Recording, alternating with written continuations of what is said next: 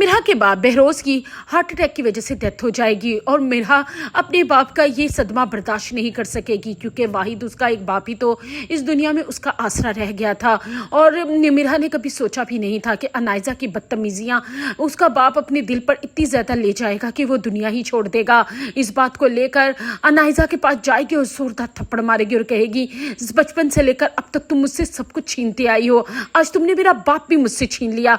अनाइजा उसके थप्पड़ मारने की वजह से कहेगी कि तुम्हारी इतनी जुर्रत कि तुम मुझ पर हाथ उठाओ, बाप अकेला तुम्हारा नहीं था, मेरा भी बाप मरा है, तुम अकेली यतीम नहीं हुई हो जो तुम्हें इतना सदमा है, और अपने ये झूठे आंसू साफ करो। ये किसको दिखा रही हो? असफंद को, असफंद से अपनी हमदर्दियां समेट रही हो।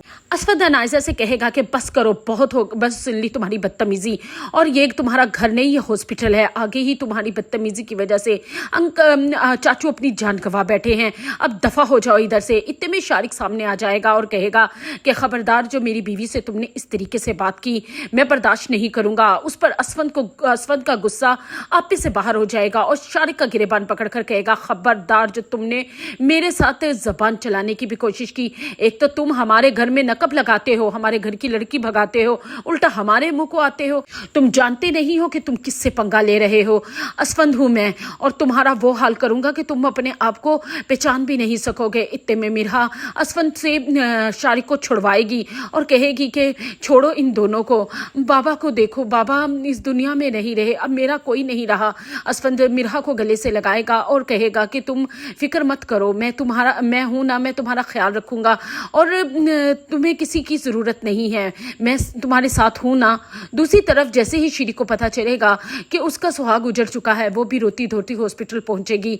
वहां पर अनाइजा को कहेगी, ये क्या हो गया, तुम्हारा बाप इस दुनिया से चला गया। उस पर अनाइजा कहेगी कि बस करे मम्मा, आप क्यों रो धो रही हैं उस शख्स के लिए जिसने आपको जीते जी अपनी जिंदगी से निकाल के बाहर फेंक दिया था, और एक जिदाद के नाम पे आपको दिया क्या है, और अब मैं तो बेटी थी, मुझे तो उसने कुछ भी नहीं दिया और आप उसके लिए आंसू बहा रही हैं। श्री कहेगी कि बस कर दो अनाइजा, वो जैसा भी था तुम्हारा बाप है, अपने बाप के बारे में ऐसी बात मत करो, आप मुझे नसीहतें मत करें। वो वहां से शारिक को लेकर चली जाएगी तो श्री उसे रोकती रह जाएगी कि कहाँ जा रही हो, तुम्हारा बाप मर चुका है, मैयत घर आने वाली है, तुम अपने ससुराल जा रही हो। उस पर वो अपनी माँ से कहेगी कि आप फिक्र मत करें, दुनिया दिखावे के लिए मैं आ जाऊंगी जब बाबा की डेड बॉडी घर पहुंचेगी।